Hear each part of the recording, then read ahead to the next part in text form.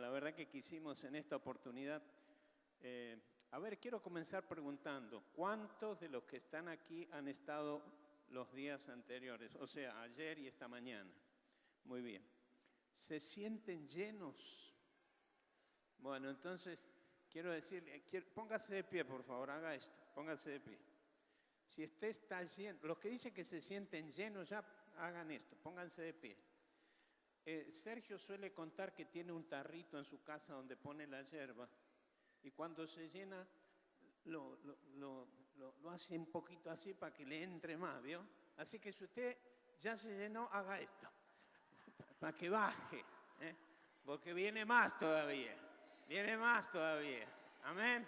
Dé un aplauso al Señor, por favor.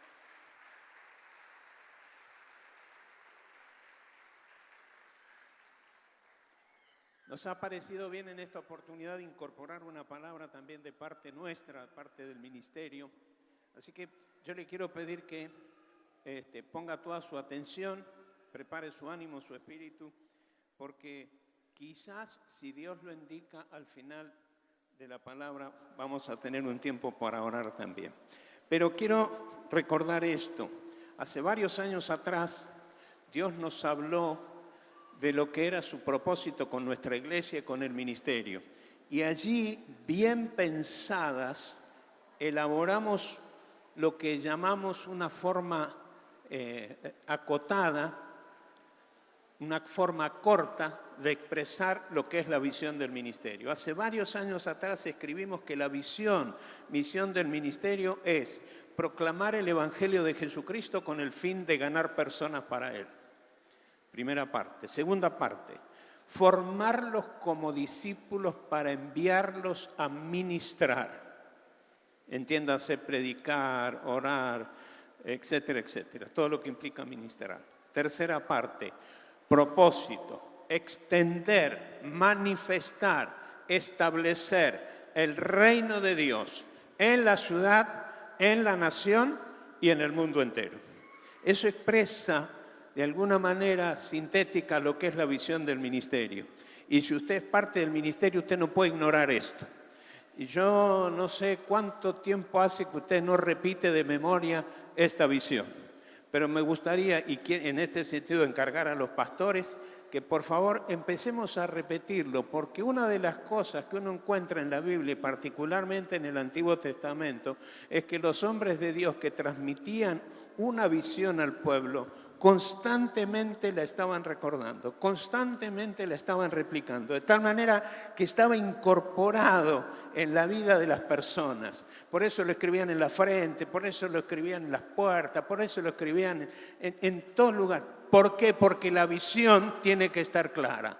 De manera que diga conmigo, nuestra visión es proclamar el Evangelio de Jesucristo con el fin de ganar personas para Él. Formarlos como discípulos para enviarlos a ministrar con el propósito de establecer, manifestar el reino de Dios en la ciudad, en la nación y en el mundo entero. Así que esto lo tenemos que ir incorporando cada vez más. Yo no me voy a detener demasiado en este punto porque yo quiero a lo que hoy hemos venido recibiendo y a lo que hemos recibido anoche sumarle algunas cosas. Pero quiero decirles que dentro de esta visión que recibimos de parte del Señor en una oportunidad, Dios además nos dio una palabra dirigida en ese momento al Alto Valle o al Alto y Valle Medio. Hace algunos años atrás, y esto que voy a decir ahora, también lo vamos a empezar a repetir. No lo vamos a hacer esta noche, pero todos lo tenemos que aprender. Hace varios años también, Dios nos dijo, tomarás las ciudades principales, y nos señaló, Cipolletti, Allen, Roca, Regina, Choel. Tomarás las ciudades principales. Desde allí te extenderás a los pueblos vecinos. Y Dios me dijo, te daré siervos y siervas, hombres y mujeres que establecerás en esos lugares, y ellos me servirán. Y terminaba la palabra que Dios nos dio diciendo, reguero de bendiciones será. Cosa a la que jamás renuncié, cosa a la que quiero transmitir y cosa que me gustaría que hoy pudiéramos decir: reguero de bendiciones seremos en todo este valle. Dígalo conmigo: reguero de bendiciones seremos. Diga conmigo, póngase de pie y dígalo ahora en voz alta para que se entere aún el mismísimo infierno, porque el cielo ya lo sabe, que nosotros sabemos que reguero de bendiciones vamos a ser. Una vez más, reguero de bendiciones seremos. Aplauda al Señor.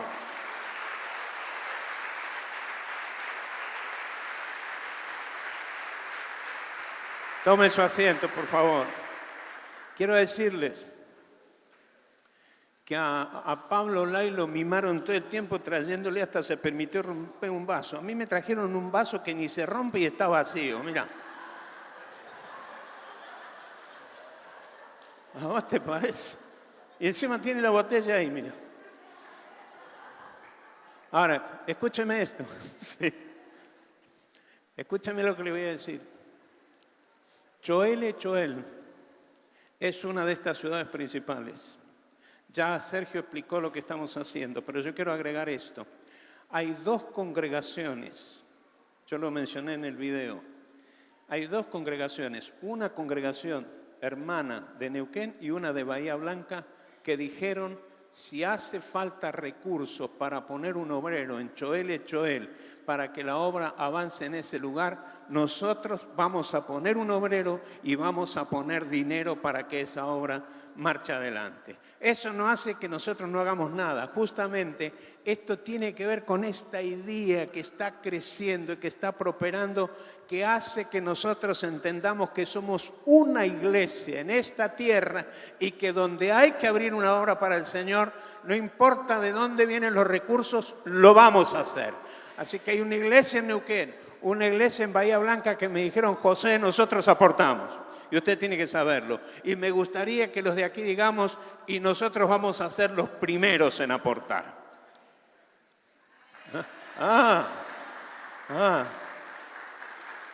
¿Me está entendiendo? Muy bien.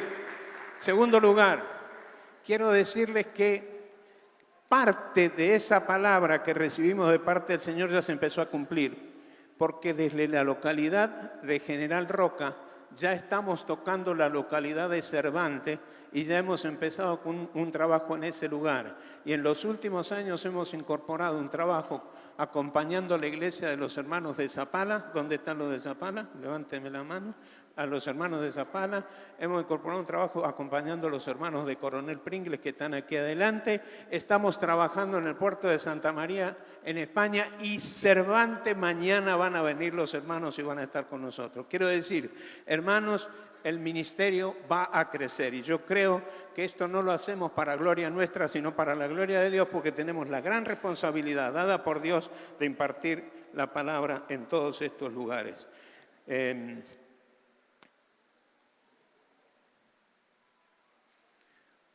el último encuentro de pastores que tuvimos de nuestro ministerio en Allen, el 30 de agosto, yo comencé a compartir algunas cosas a partir de una palabra que le escuché predicar al pastor Carlos Anacondia.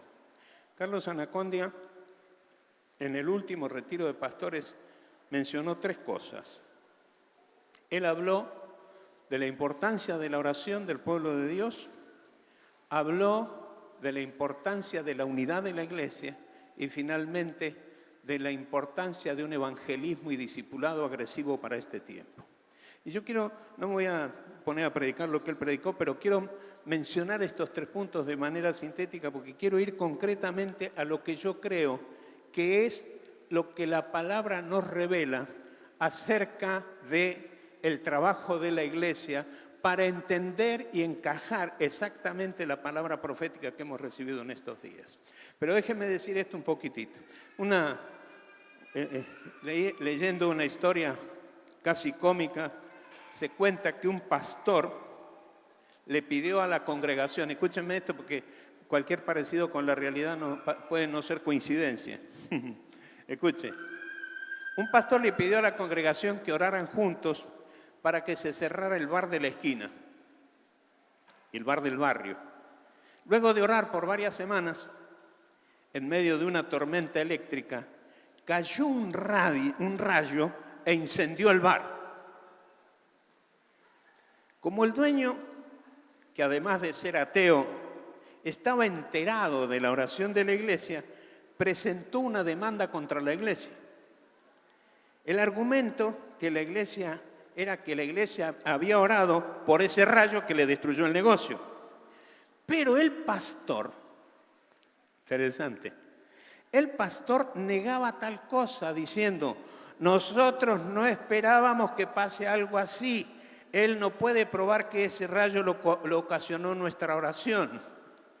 Finalmente, el juez que llevaba el caso dijo, no puedo creer lo que escucho. Delante de mí tengo el dueño de un bar completamente ateo que sí cree en el poder de la oración y a un pastor que no cree que su oración haya hecho algo así. Eso nunca nos pasó a nosotros, era en otro pueblo. Era en otro pueblo, quédese tranquilo. Pero esta historia nos tiene que servir como para disparar lo que nosotros debemos entender cuando oramos. Hoy hemos escuchado varias veces que nuestras palabras no son inocentes y las palabras que pronunciamos en la oración tampoco son inocentes. Entonces, hablando de esto, leía de un pastor teólogo español que se llama Simal Khan, que dice, cuando la comunidad cristiana ora, por favor no se pierdan palabras aquí, cuando la comunidad cristiana ora, realiza un acto de resistencia creativa contra la deshumanización del mundo.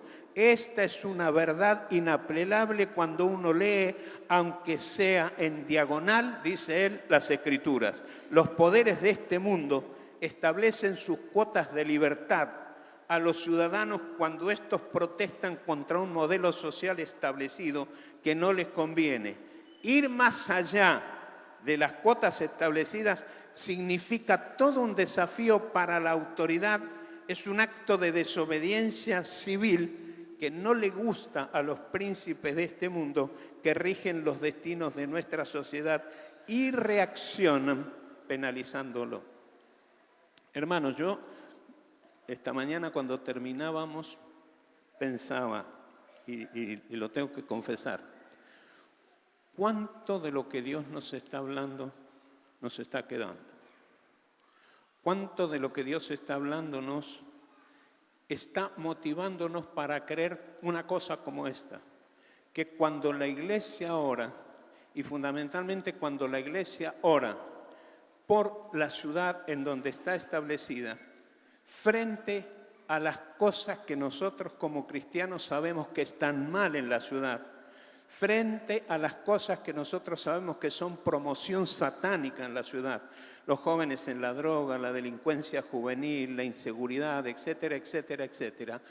¿Cuántos de nosotros sabemos que cuando la iglesia intercede y ora, estamos provocando un acto de resistencia creativa contra los principados y potestades que se mueven y que generan todo lo que pasa? Creo que nosotros tenemos que ubicarnos en el hecho de que la oración es una herramienta poderosísima en las manos del pueblo de Dios. En segundo lugar, y aquí quiero ir entrando en algunas cosas que me parecen muy significativas y que vamos a tratar de sacarle provecho. Una vez leí un librito que el pastor Eduardo Crema, que no sé si está acá esta noche, sí, allá está. Eduardo lo tuvo en un campamento de jóvenes, hicimos un estudio sobre un libro que se llamaba No dejes tu cerebro en la puerta. ¿Te acordás? No dejes tu cerebro en la puerta. Yo tengo la convicción por la palabra de Dios que el ser humano es trino, cuerpo, mente y espíritu. Nosotros estamos siendo ministrados a nuestro espíritu, pero es necesario que pongamos en funcionamiento nuestro cerebro también.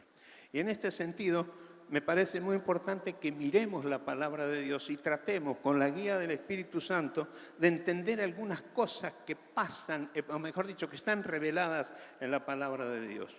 Yo tengo un fino propósito de entender la iglesia de Cristo.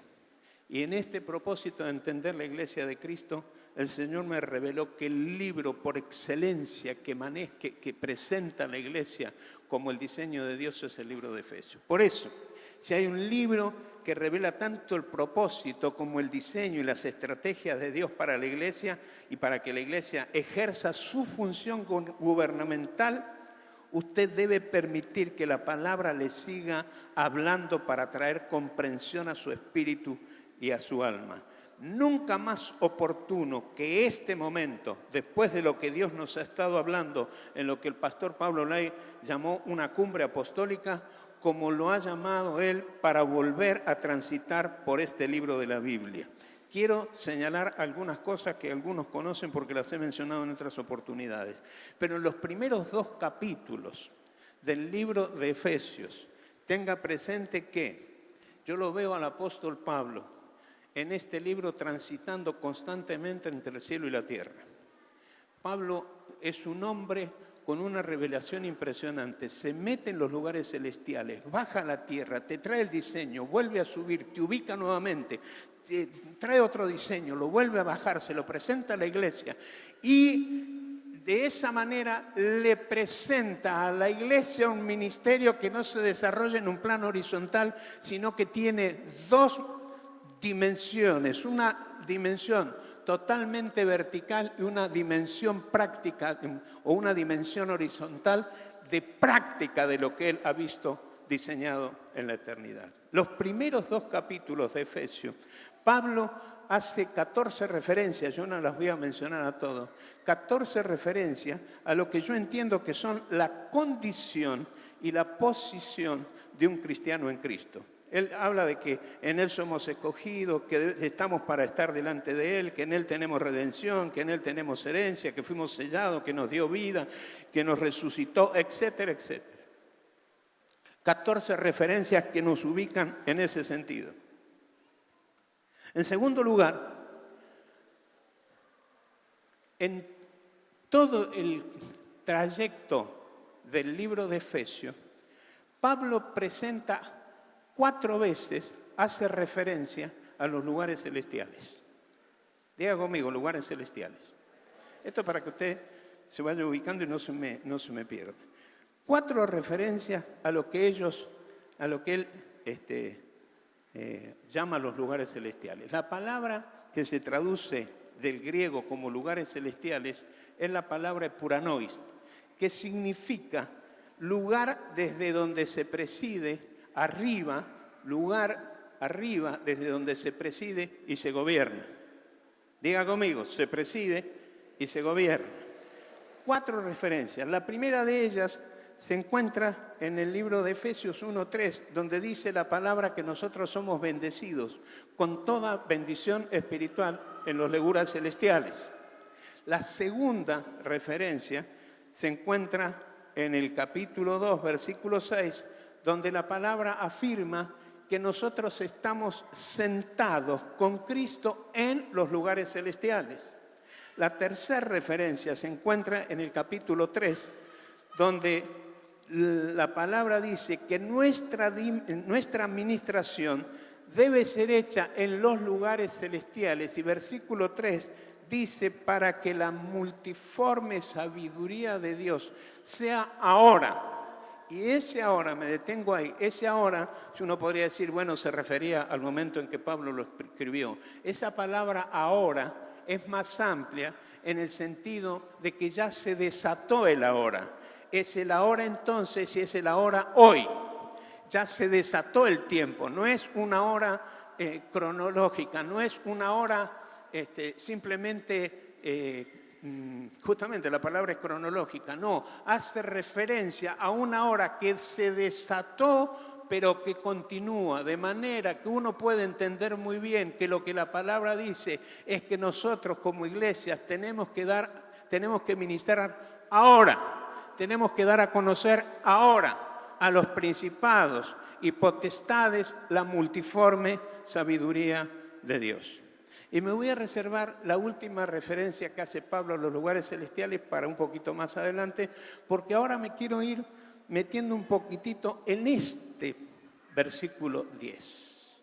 En este ahora, en lo que tenemos que dar a conocer. Hoy escuchábamos que los únicos, la iglesia, somos los únicos que podemos poner fin al mal sobre esta tierra. Eso lo escuchamos hoy.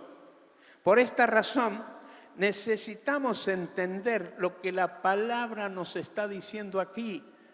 Hermanos, si nosotros no entendemos nuestra posición y nuestra posesión en Cristo, es muy difícil entender de qué manera vamos a ministrar en los lugares celestiales. Entonces, es muy necesario que entendamos esto. Pablo decía: a mí, que soy el más pequeño de todos los santos, me fue dada esta gracia de anunciar entre los gentiles el evangelio de las inescrutables riquezas de Cristo y de aclarar a todos cuál sea la dispensación del misterio escondido por siglos en Dios que creó todas las cosas. Escuche esto: para que la multiforme sabiduría de Dios sea ahora. Diga conmigo, ahora. Dígalo una vez más, ahora. Sea dada ahora a conocer por medio de la iglesia a los principados y potestades en los lugares necesarios, los lugares celestiales. Es necesario entender, y aquí quiero que me ponga toda la atención. Voy a hacer un paréntesis para decir esto. Lo que estoy compartiendo no es un estudio bíblico. Lo que estoy compartiendo es una visión celestial. Lo que estoy compartiendo no es un estudio bíblico para que usted lo replique en algún lugar. Esto es una impartición celestial para que nosotros equipemos nuestro espíritu como iglesia. Una de las características del apóstol Pablo en la carta a los Efesios es que no escribe a cristianos, escribe a la iglesia. Pablo no está pensando en individuos, Pablo está pensando en el cuerpo. Está hablando de una idea global, de una idea corporativa. De manera que cuando nosotros leemos esto en la palabra, lo que tenemos que entender es que Pablo está hablándonos, está impartiéndonos una visión celestial y nos está explicando el propósito por el cual Dios constituyó la iglesia y cuál es su función aquí en la tierra. De manera que esto no es un estudio bíblico. Hacer un estudio bíblico de la carta de Efesios, hacer un estudio exegético nos llevaría más tiempo y implicaría otras cosas. Pero acá estamos tratando de entender la globalidad del mensaje encerrado en la carta de Pablo a los Efesios. Porque hay una expresión corporativa, global, diseñada con el propósito de que la iglesia, en una aplicación práctica de los diseños divinos, ministre aquí en la tierra y viva conforme al Evangelio del Señor Jesucristo. Es necesario entender quiénes son los personajes que Pablo menciona aquí, es decir, principados y potestades. Hermanos, quiero decirle, y lo voy a repetir al final otra vez, los principados y potestades no son los que están escondidos debajo de tu cama y te molestan en la noche. Los principados y potestades se ríen de tus pensamientos en ese sentido. Principados y potestades son otra cosa. Por eso, si como iglesia tenemos que ministrar en ese ámbito y darlo a conocer a estos personajes, nosotros tenemos que saber quiénes son.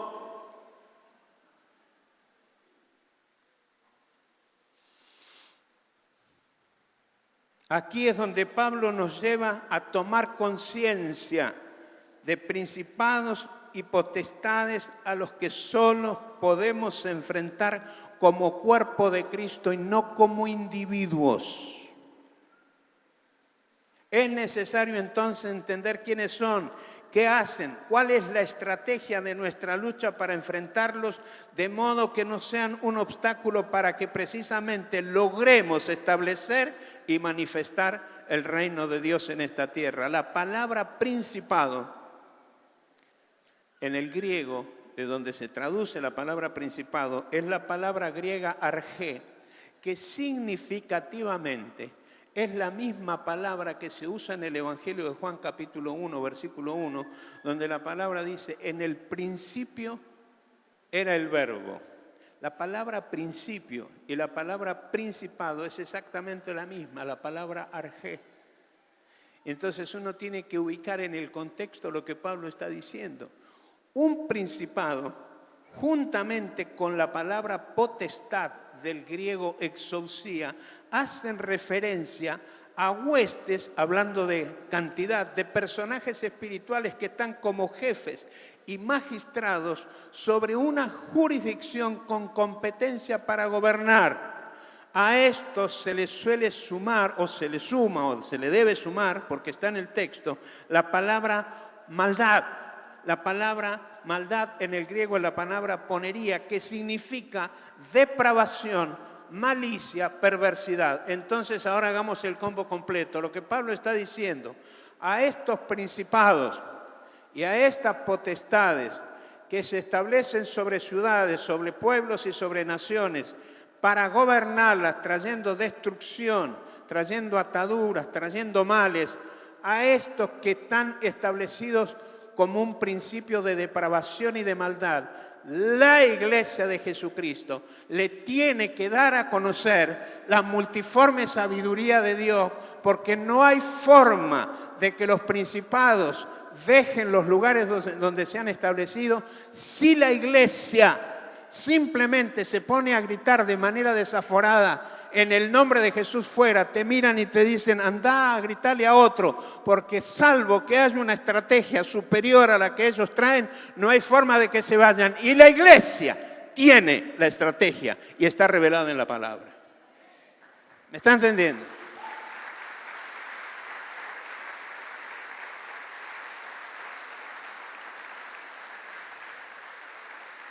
Lo que Pablo está diciendo es que la lucha de la Iglesia como cuerpo en contra de compañías de principados y potestades que son los que gobiernan el mundo de las tinieblas instalado, afectando precisamente donde como Iglesia tenemos que manifestar el gobierno de Dios. A estos principados y potestades no se los echa a los gritos, se los echa con estrategia.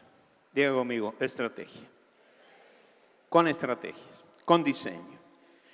Como la Iglesia es la única que está diseñada, no se me pierdan, por favor. Trate de tener calma. Como la Iglesia es la única que está diseñada y equipada para enfrentarse y poner freno a la maldad en el mundo, debemos entender que aunque invisible para la mayoría, hay una realidad espiritual que la mayoría desconoce y por la palabra vamos a hacer huir por medio de las estrategias diseñadas por Dios, reveladas en esta carta a todo principado y potestad. Por eso es que el apóstol Pablo, en los versículos que siguen, ora para que comprendamos la dimensión, las dimensiones de esto. Pablo dice en Efesios capítulo 3, desde el versículo 14, por esta causa doblo mis rodillas ante el Padre de nuestro Señor Jesucristo, de quien toma nombre toda familia en los cielos y en la tierra, para que os dé conforme a las riquezas de su gloria, el ser fortalecidos con poder en el hombre interior, para que habite Cristo por la fe en vuestros corazones, a fin de que arraigados y cimentados en amor, seáis plenamente capaces de comprender con todos los santos cuál sea la anchura, la longitud, la profundidad y la altura, y de conocer el amor de Cristo que excede a todo conocimiento, para que seáis llenos de toda la plenitud de Dios, y aquel que es poderoso para hacer todas las cosas mucho más abundantemente de lo que pedimos y entendemos según el poder que actúa en nosotros, a Él sea gloria en la Iglesia, en Cristo Jesús, por todas las edades, por los siglos. Amén. Las estrategias con que deberemos ministrar en los lugares celestiales tienen ejecución práctica aquí en la tierra. Por eso digo que yo lo veo a Pablo en un viaje constante, ida y vuelta, lugares celestiales, tierra, lugares celestiales, tierra. Escúchame lo que le voy a decir ahora. Después de haber explicado Pablo, después de haber explicado en los primeros capítulos nuestra posición y nuestra posesión en Cristo, luego de habernos ubicado en los lugares celestiales, Pablo ahora va a empezar, es como que hace una transferencia. Bajó del cielo y empieza a decir: todo lo que vi y todo lo que les he revelado hasta ahora se tiene que plasmar aquí en la tierra a través de la iglesia. Por eso, primer punto que el apóstol toma en el capítulo 4 es la unidad de la iglesia. Y aquí me detendría, me quedaría a vivir, porque este es el tema con el que Dios me ha cautivado últimamente. Después que Pablo se mete en las profundidades de los lugares celestiales y anda recogiendo todo lo que Dios le va revelando allí, viene a la tierra y dice: la primera estrategia, diga conmigo, primera estrategia. La primera estrategia revelada por Dios para hacer frente a los principados en los lugares celestiales, estrategia, la primera es la unidad de la iglesia. Pablo, usted conoce lo que escribe en el capítulo 4.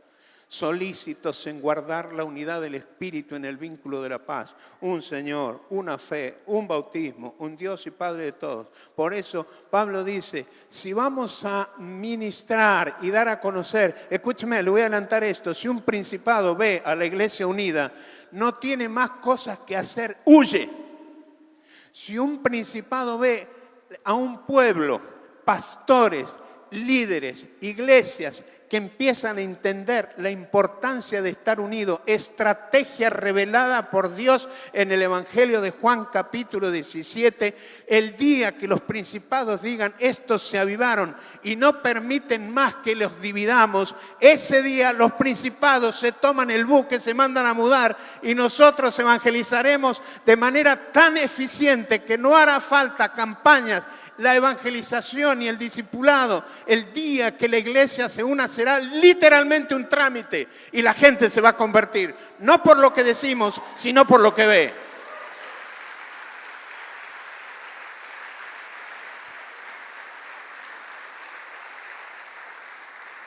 Hace un tiempo atrás escribí un pequeño artículo que lo compartí con los pastores de aquí de la ciudad de Cipolletti, que yo lo titulé: miembros de una quintita aislada o integrantes de un mismo reino. Y en ese artículo decíamos: cada pastor tiene una concepción propia de su ministerio y evidentemente cada uno tiene una visión particular que será la que le marcará el rumbo a seguir.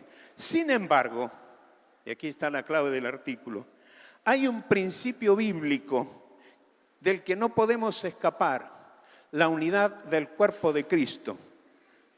Esto es que somos parte de un mismo reino, que como consecuencia respondemos a un mismo rey y por lo tanto tenemos una misma misión encomendada por él. No sirve para nada, hermanos queridos, no sirve para nada que cada vez que una congregación se junte aquí en la ciudad de Cipolletti, en tanto haya división, en cada uno proclamemos Cipolletti para Cristo. Eso, yo sé que las palabras no son inocentes, yo sé que las palabras son importantes, pero mientras nosotros sigamos diciendo Cipolletti para Cristo, pero aún el cartel de cada congregación dice algo distinto, estemos atentos, porque los principados saben eso, porque son los que nos han provocado. El denominacionalismo, el personalismo, la competencia y todas estas cosas tienen que definitivamente caer, porque el día, vuelvo a decir, en que la iglesia esté unida, los principados y las potestades no tienen mucho para hacer, porque como lo dijo hoy Pablo, no tienen demasiada viveza como para inventar otra cosa. ¿Me está siguiendo? Así que si oramos por el bar de la esquina para que se cierre, créale a Dios. ¿Saben? Nosotros lo vimos alguna vez. Alguna vez oramos para que se cerrara un boliche y se cerró. Oramos para que se fueran algunos brujos y se fueron. Oramos para que saliera un negocio que había aquí en la esquina, que lo tenían unos parapsicólogos y que lo único que hacían era maldecir el barrio. Oramos y se fueron. Y gracias a Dios ninguno nos hizo ninguna denuncia, porque no sé cómo hubiéramos reaccionado. Pablo expresa escribiéndole a los cristianos de Éfeso: yo pues preso en el Señor os ruego que andéis como es digno de la vocación con que fuisteis llamados, con toda humildad y mansedumbre, soportándoos con paciencia. Uy, cómo me gustaría detenerme en esa palabrita.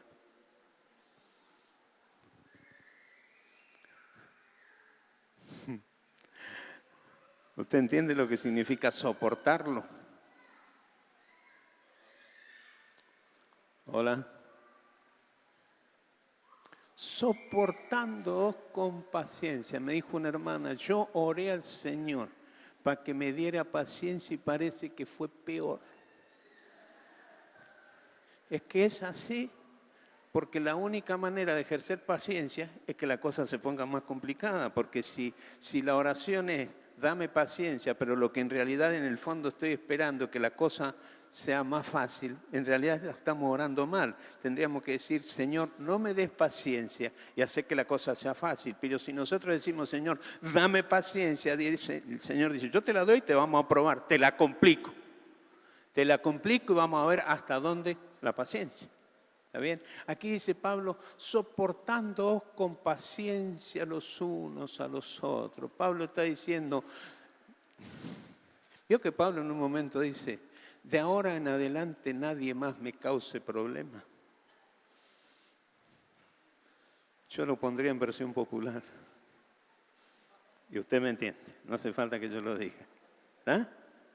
Soportándoos con paciencia los unos a los otros en amor. Y aquí está la clave, solícitos en guardar. Una de las cosas que me impacta en esta palabra es que Pablo nunca dice que nosotros tenemos que trabajar para unir. Hermano, la iglesia de Cristo esencialmente nació unida. La iglesia de Cristo en esencia es una. La iglesia de Cristo no necesita ser unida. La iglesia de Cristo en esencia, en el Espíritu, es una. Por eso Pablo no dice, trabajen para unir. Pablo está diciendo, sean solícitos, esforzadamente solícitos en cuidar la unidad que ya es. Por eso cuando yo en una ciudad, el otro día un pastor me dijo, yo la verdad que estoy interesado en la unidad, pero no a cualquier precio. Yo entendí lo que me quiso decir. Porque después me dijo, a fulano no lo soporto porque hace esto, a mengano no lo entiendo, al otro, etcétera, etcétera. Entonces yo le dije, discúlpame, yo no quiero ser más espiritual que vos, pero es que la unidad ya tiene un precio. Enseguida le voy a decir cuál es el precio, está en la palabra. Pero la unidad ya tiene un precio. Nosotros no le tenemos que poner precio, porque la unidad no tiene que ser producida, la unidad tiene que ser aceptada.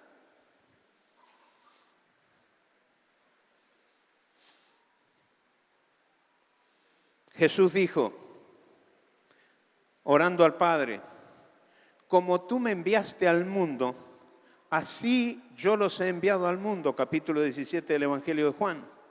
Y por ellos me santifico a mí mismo, para que también ellos sean santificados en la verdad. Mas no ruego solamente por estos, sino también por los que han de creer en mí por la palabra de ellos, para que sean uno. Me gustaría que levante su dedito y diga, para que sean uno. De esta manera todo el mundo se entera que tenemos que ser uno. Para que sean uno, como tú, oh Padre, en mí y yo en ti, que también ellos sean uno en nosotros, razón, propósito por el cual Dios diseñó la estrategia de la unidad, para que el mundo crea que tú me enviaste. Ahora, de todo este pasaje, y esto ya varios me han escuchado decirlo, pero yo lo quiero decir en este encuentro, lo quiero mencionar en este encuentro, porque este no es un encuentro cualquiera, este no es el encuentro de un montón de hermanos que se vinieron de distintos lugares para estar juntos.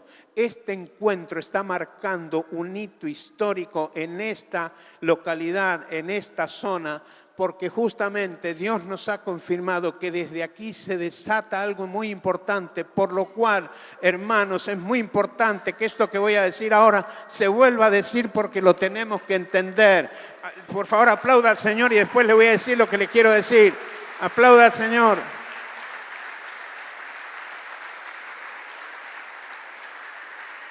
No me importa que usted diga, yo ya se lo escuché decir, pastor, no importa, hermano, lo quiero decir aquí, porque este es el momento oportuno para volver a decirlo. Jesús, orando al Padre en el capítulo 17 del libro de Juan, dice, Padre, la gloria que me diste, yo les he dado para que sean uno. Conclusión, número 1, la gloria es la que nos une. Número 2, no valorar la unidad del cuerpo de Cristo es literalmente deshonrar la gloria de Dios. Deshonrar la gloria de Dios es literalmente deshonrarlo al Padre e ignorar y rechazar de manera deliberada la estrategia diseñada en el cielo para que el mundo crea. De manera que en este tiempo, en esta hora y en este encuentro tenemos que recuperar el valor de lo que la gloria de Dios ha hecho, uniéndonos. La unidad no es un capricho, no es una moda. El pastor Pablo Lai nos decía hoy, esto no es una moda. No, no es una moda, es un diseño, es un modelo. La gloria que nos une es lo que dice Jesús. Así como la gloria, Padre, nos ha unido a nosotros, que la gloria los una a ellos y a ellos con nosotros. Propósito para que el mundo crea. ¿Por qué seremos tan cabeza dura de tratar de inventar otras estrategias para predicar el Evangelio y no nos damos cuenta que la estrategia por excelencia diseñada en el cielo, que Pablo bajó a la tierra en el capítulo 4 de la carta a los Efesios, no nos damos cuenta que es la más eficiente de todas las estrategias y Dios la va a avalar con su presencia? ¿Me está siguiendo? Ahora, lo que une al Padre con el Hijo es la gloria de Dios. La única razón por la que le dio a los discípulos la misma gloria que tuvo con el Padre es para que esa nos uniera. La razón más poderosa por la que Jesús nos capacita para la unidad, para que el mundo lo conozca. La unidad es la estrategia diseñada por Dios en el cielo. La unidad no es una opción, la unidad es la única opción. Hemos pecado desconociendo el plan de Jesús, hemos pecado buscando otros medios evangelísticos, etcétera, etcétera. Posterior a esto, cuando Pablo habla lo que veníamos diciendo, versículos 11 al 16 de la carta a los Efesios, Pablo dice algunas cosas muy importantes. Él mismo constituyó a unos apóstoles, a otros profetas, a otros evangelistas, a otros pastores y maestros, a fin de perfeccionar a los santos para la obra del ministerio, para la edificación del cuerpo de Cristo. Versículo 13, lo quiero decir en este encuentro también. Pablo empieza el versículo 13 con la palabra hasta que todos lleguemos a la unidad de la fe. Lo que Pablo está diciendo es que la iglesia viene en un proceso donde se está consolidando la unidad del cuerpo de Cristo y donde lo que el profeta Pablo le llamaba el ministerio quíntuple, está para equipar a los santos para la obra de edificar el cuerpo de Cristo hasta que todo sea uno. El apóstol Pablo dice, hasta que todos lleguemos a ser un varón perfecto. Pablo no tenía la idea de un varón perfecto de manera individual. Pablo en esta carta estaba diciendo, la iglesia tiene que ser una de tal manera que se vea como un solo hombre. Y está dando en el versículo 16, la trascendente cobertura que tiene la iglesia cuando dice que cada miembro, a través de las coyunturas que lo unen y a través de la actividad propia de cada miembro, se va edificando en amor para ir creciendo en amor. Hasta aquí Pablo ha hablado de lo que pasa en los cielos, de la unidad de la iglesia, pero ahora va a agregar de manera práctica en cuanto a estrategias que son las que tienen que ver los principados y potestades a través de la iglesia. Va a entrar en el capítulo 5 y prácticamente la segunda parte del capítulo 4 y los primeros versículos del capítulo 5 de Efesios, Pablo va a hablar de conducta, de la conducta del creyente. Conducta que está basada en los principios del reino de Dios. Pablo, póngase usted a leerlo, yo no lo voy a leer porque es demasiado largo y no quiero ser muy extenso en esta noche. Pero Pablo, usted va a leer desde el versículo 17 del capítulo 4 hasta el versículo 19 del capítulo 5, que Pablo habla de cómo debe ser la conducta de un ciudadano del reino de Dios. Y ahí habla del adulterio, de la mentira, de las malas palabras, de no robar, de trabajar, etcétera, etcétera. La conducta. De manera que Pablo está diciendo, queremos presentar batalla a los principados y potestades, la única manera de hacerlo con estrategia. Estrategia número 1, conducta. Conducta. Diga conmigo, conducta. No estoy hablando de buen testimonio. No estoy hablando de buen testimonio. Yo resisto a aquellos que dicen hay que tener buen testimonio. ¿Sabe por qué? Porque algunos creen que tener buen testimonio es simplemente portarse bien en el templo y que algunos vecinos no se enteren de las macanas que yo me mando. Eso no. No es buen testimonio lo que Pablo está diciendo.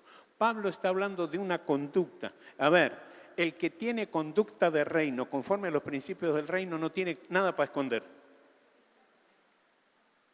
Todo es transparente, todo lo puede mostrar. No hay cosas escondidas, no hay grises. Mire, el que está en zonas grises, usted sabe que los grises es una combinación de oscuridad y luz.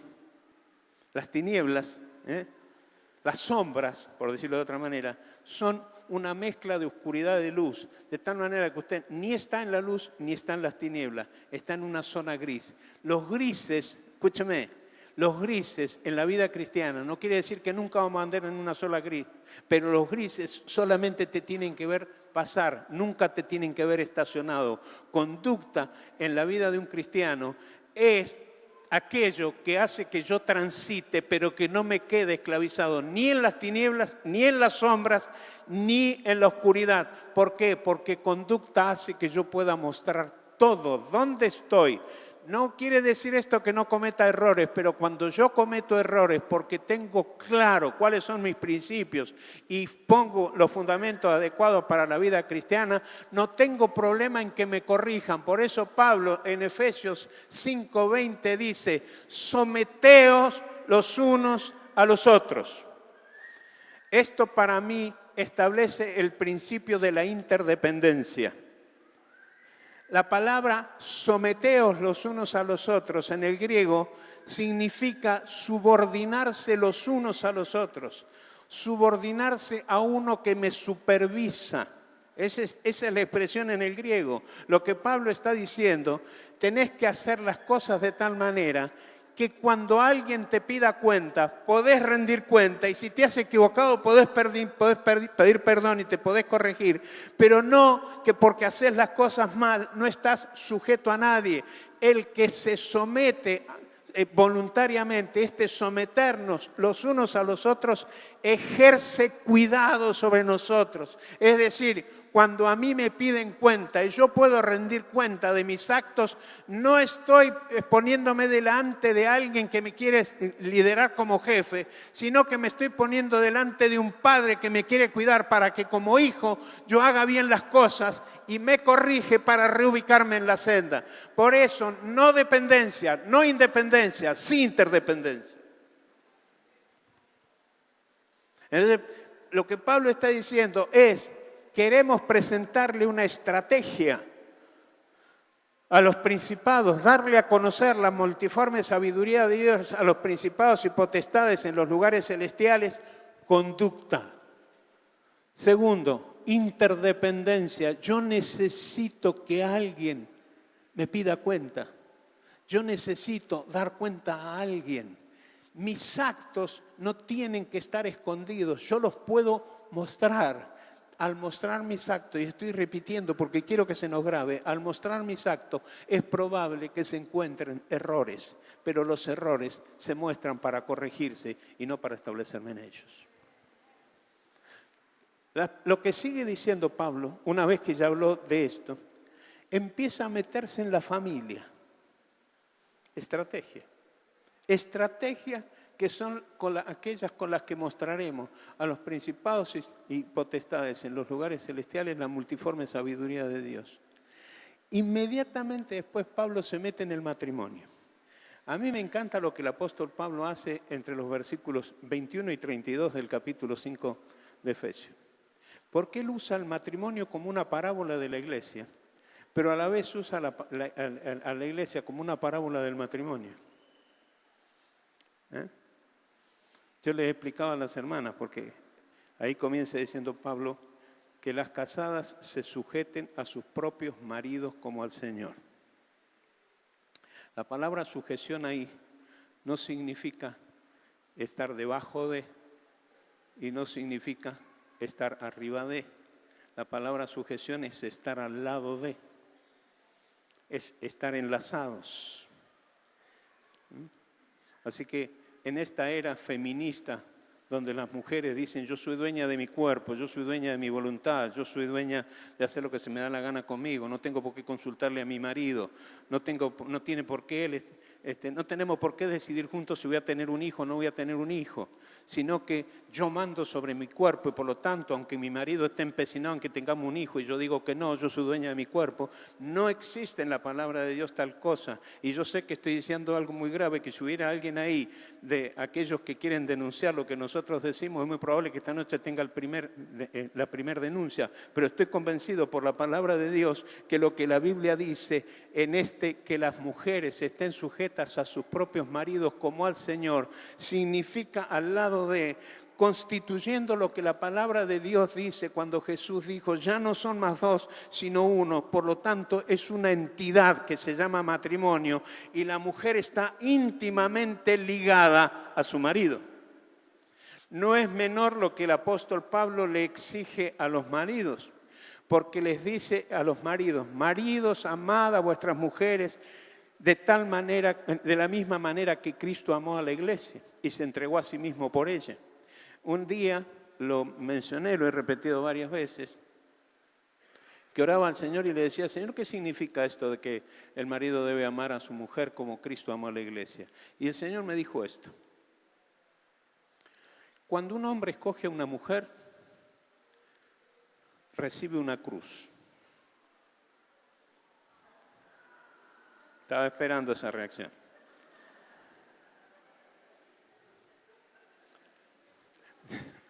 Ya sé, hay uno que está ahí diciendo, ahora cuando baje lo agarramos.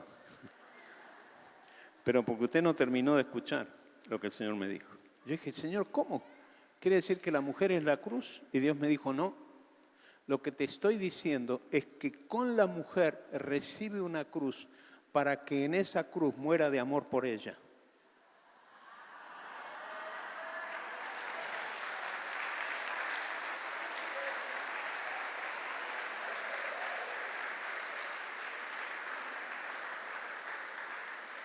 Y este no es un cumplido para quedar bien con las mujeres. Es literalmente lo que la palabra dice, porque dice que deben amar a su mujer como Cristo amó a la iglesia. Estrategia.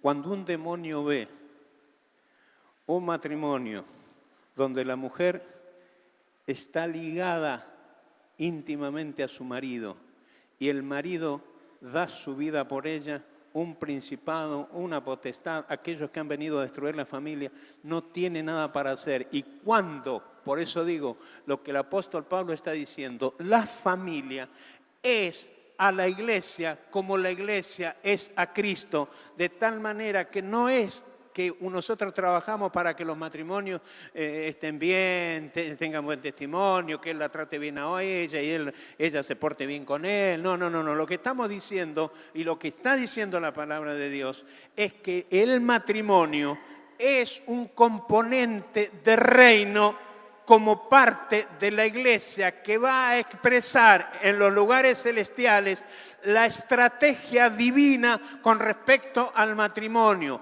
Por eso, en este tiempo es necesario decir, como visión de este ministerio, que nosotros no estamos dispuestos a renunciar al modelo bíblico de que el matrimonio es de un hombre y una mujer.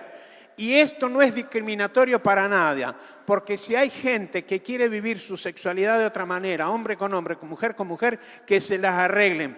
Y yo no estoy discriminando con esto, pero no voy a permitir que nos discriminen a nosotros como iglesia, no permitiéndonos decir cómo es el diseño bíblico. Un hombre y una mujer que engendran hijos, no hombres que adoptan hijos, sino que engendran hijos como parte del diseño divino para que se preparen hombres y mujeres de reino que proclamen el Evangelio de Jesucristo. Esa es la tarea de la iglesia en este tiempo. Familia, hay un solo diseño.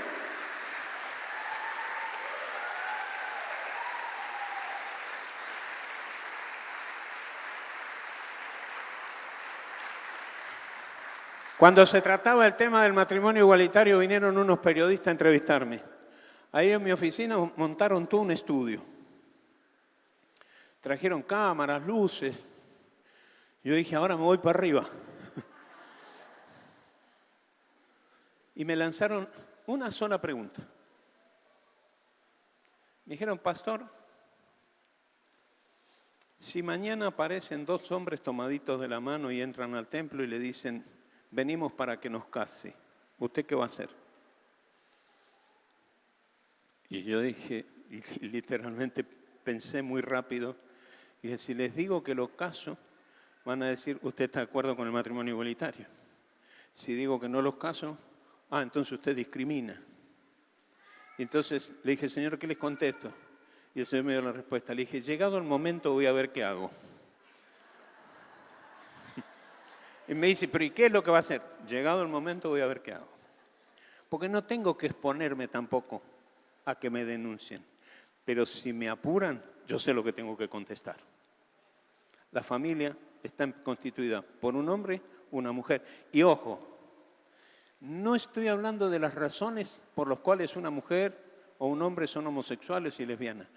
No voy a entrar en esa discusión, porque no tengo que entrar en esa discusión. Porque usted se va a encontrar con una diversidad de respuestas aún entre cristianos. No tengo que entrar en esa discusión. Yo lo único que sé es que, como lo hemos escuchado en estos días, Dios hizo al hombre, de su costado sacó a la mujer y los unió para que sean un matrimonio que engendren hijos. Por esa razón, una vez más, Jesús dijo, ya no son más dos, sino uno. Y en ese sentido, el matrimonio es una parábola de la iglesia, que es una en que Jesús es el esposo y la iglesia es la esposa. Por eso, insisto, y no sé si lo he mencionado alguna vez aquí, alguna vez prediqué en un congreso en Córdoba, un mensaje que yo lo titulé, ella ya tiene esposo. Y basaba el mensaje en ese pasaje donde Juan dice, el amigo del esposo no es el esposo, el amigo del esposo se goza cuando la iglesia. Ahora, los pastores hemos vivido adulterando con la iglesia, en tanto hemos atraído la atención de la iglesia sobre nosotros y no permitiendo que la iglesia ponga su mirada en su esposo, al cual debemos mirar, honrar y adorar. Los pastores hemos andado piropeando a la iglesia, tratando de cautivarla. Los pastores que hemos dicho, mientras nosotros estemos acá, yo soy el que mando y la iglesia tiene que hacer lo que se me da la gana, lo único que está haciendo es apropiarse de un miembro del cuerpo de Cristo, la iglesia de Cristo, miembro de la esposa del Cordero. Por lo tanto, nosotros tenemos que definitivamente entender que en esta parábola que el apóstol Pablo hace en el libro de Efesios, usando el matrimonio para hablarnos de la iglesia, Pablo lo que está diciendo, así como el hombre y la mujer son uno y forman una entidad que se llama matrimonio, de la misma manera la iglesia, esposa del Cordero, tiene un marido y es el Señor Jesucristo, el cual es su cabeza, y no podemos cambiarlo. Por lo tanto, no me vengan con parejitas del mismo sexo. Eso es diabólico, lo digo aquí en el nombre del Señor, exponiéndome a cualquier cosa, pero yo sé que como ministerio nosotros tenemos la responsabilidad de levantar a la familia conforme a su diseño, porque es la manera en que vamos a mostrar ese modelo del que hoy nos hablaban, vamos a mostrarlo al mundo. Amén. Aplauda al Señor, por favor.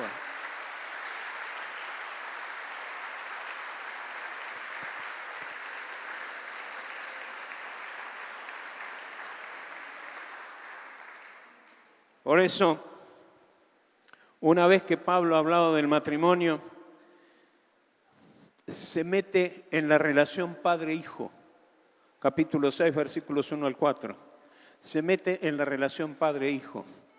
Hermanos, nosotros no traemos hijos por accidente.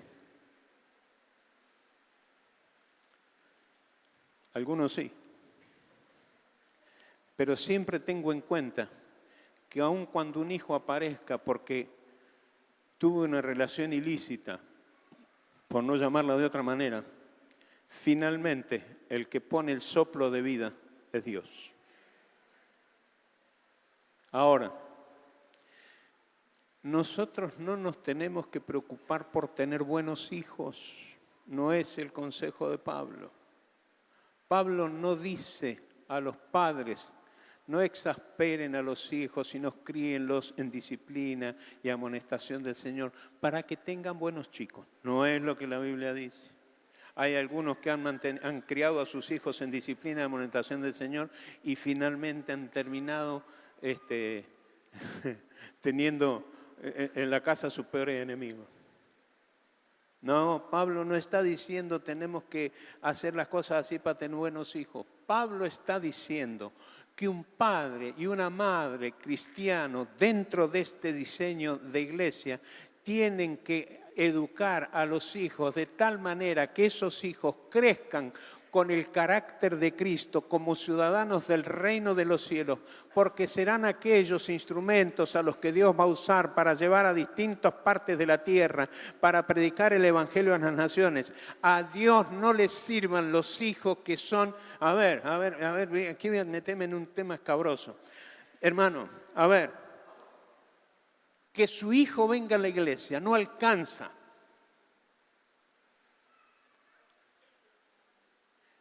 Varias veces he recibido jóvenes, adolescentes, que se metieron en mi oficina y me dijeron: pastor, ¿qué hago con mi viejo? ¿Por qué?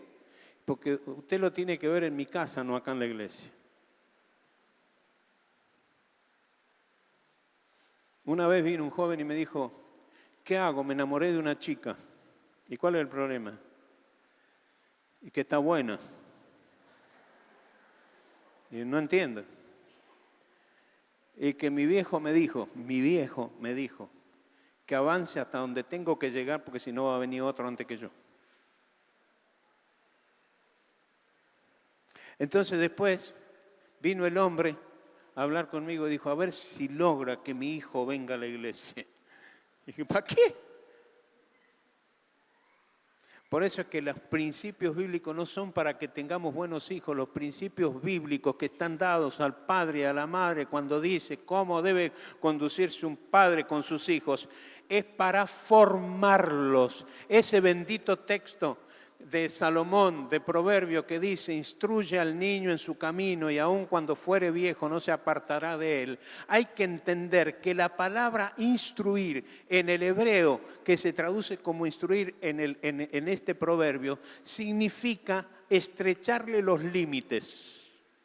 Estrecharle los límites. ¿Para qué? ¿Para tenerlo sojuzgado toda la vida? No, porque lo que los hijos necesitan son los límites fundamentados en los principios del reino de los cielos. A partir de eso, el apóstol Pablo dice: si ustedes educan a los hijos de esa manera, ahora a ustedes, hijos, le digo: honren a sus padres, porque han sido el instrumento de Dios para que ustedes sean los que son. Y esto de que van a tener larga vida sobre la tierra no es simplemente para que lleguen a los 80, 90, 100 años, sencillamente para que los años de vida sobre la tierra, que van a ser muchos cuando honras a papá y a mamá, seas útil para el reino de Dios. Esa es la estrategia. Cuando un demonio empieza a darse cuenta de esto, que la iglesia entendió, cuando la iglesia de Cristo empieza a moverse conforme a estas estrategias, esto es lo que nosotros estamos mostrando en los lugares celestiales como diseño de Dios, y los principados se enteran de que hay una iglesia que definitivamente decidió hacer las cosas como Dios manda, y dicen: aquí no tenemos nada más que hacer, vayámonos de aquí.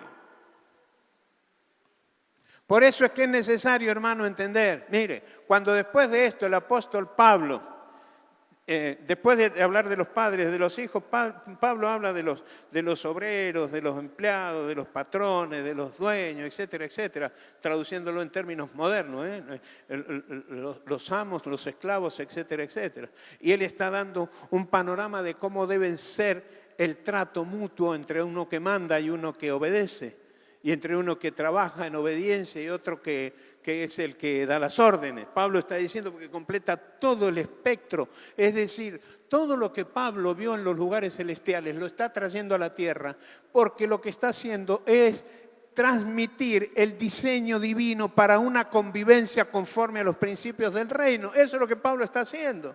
Por eso, después de hablar de esto, Pablo va a decir: por lo demás, hermanos, capítulo 6, versículo 10. Por lo demás, hermanos, fortaleceos en el Señor y en el poder de su fuerza, para que podáis resistir en el día malo.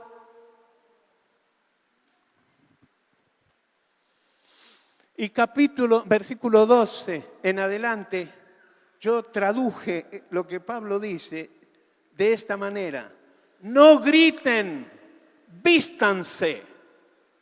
No le griten a los principados echándolos, vístanse con toda la armadura de Dios y manténganse firmes.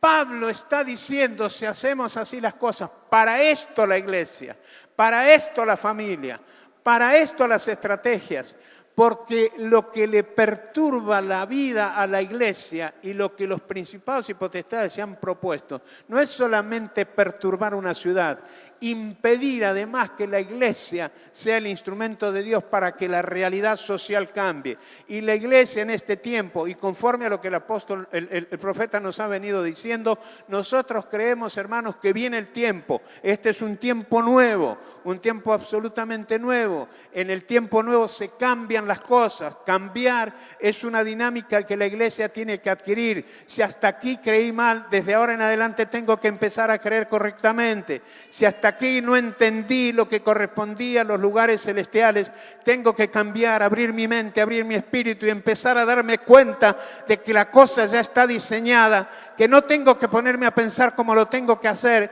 que sencillamente tengo que responder al plan de Dios, porque cuando la iglesia responde a lo que Dios ha diseñado, las cosas ocurren como Él lo ha decidido, y finalmente el avivamiento que viene no será para encerrar gente en los templos, sino para que la gente crea y la realidad de las ciudades sea cambiada.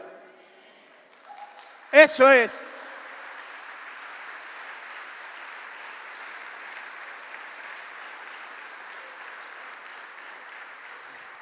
Por eso el apóstol Pablo, escribiéndole a su discípulo Timoteo, le decía: palabra fiel es esta, si alguno anhela obispado. La palabra obispado, la palabra episcopos en el griego, es el que gobierna una jurisdicción.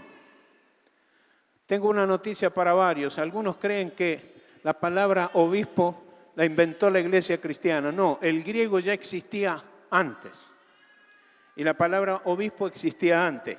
Y el término obispo no es un término religioso. El término obispo es la palabra griega episcopo, que quiere decir el que gobierna una jurisdicción. De manera que la palabra obispado, Pablo dice: si alguno anhela obispado, buena obra desea, pero es necesario que el obispo sea, etc. La palabra obispo significa el que gobierna una jurisdicción. La palabra obispado significa jurisdicción. La jurisdicción que Dios te ha dado primera es tu familia. Por eso Pablo va a decir, si alguno no puede gobernar bien su casa, es decir, si no puede administrar bien dentro de la jurisdicción que le ha sido dada, nunca va a poder cuidar la iglesia. Y es interesante la vinculación que Pablo hace entre gobierno y cuidado. El que no gobierna no cuida, el que no cuida no gobierna. Pablo dice, que gobierne bien su casa, que tenga a sus hijos en sujeción con toda honestidad, pues el que no sabe gobernar su propia casa, ¿cómo podrá cuidar la iglesia? Termino enseguida. La última referencia, como les decía, que Pablo hace a los lugares celestiales, está en Efesios 6:12, donde dice que no tenemos lucha contra principados, potestades, gobernadores de las tinieblas, huestes espirituales de maldad en los lugares celestiales. Déjeme decir esto nada más. Cuando usted tenga algún problema espiritual, no use este pasaje para decir, lo que pasa es que nosotros no tenemos lucha contra sangre y carne. No, eso está dicho para la iglesia, no para un cristiano de manera individual. Está dicho para la iglesia. La iglesia es la que tiene lucha, no contra carne y sangre, sino contra principados y potestades. Por eso este es el diseño con el cual nosotros vamos a dar a conocer en los lugares celestiales la multiforme sabiduría de Dios. Amén. Quiero que incline su rostro.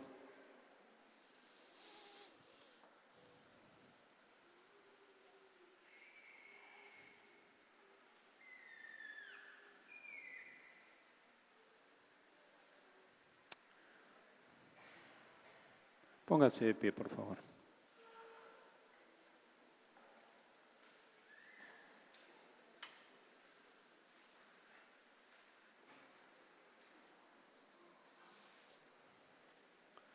Vamos a orar. Haga una cosa. Si Dios le ha hablado algo en esta noche, si alguna idea nueva le ha sido revelada, si el Espíritu de Dios ha tocado su espíritu, tenga un tiempo de oración con Dios. Por favor, alguien que venga a tocar el teclado.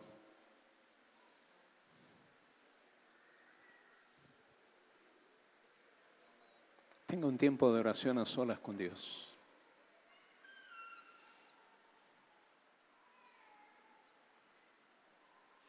Y si tiene que levantar su voz en oración, hágalo. Tenga un tiempo de oración ahí con el Señor. Estamos como ha sido dicho, en una cumbre apostólica. Y estamos bajando diseños, modelos, estableciendo principios.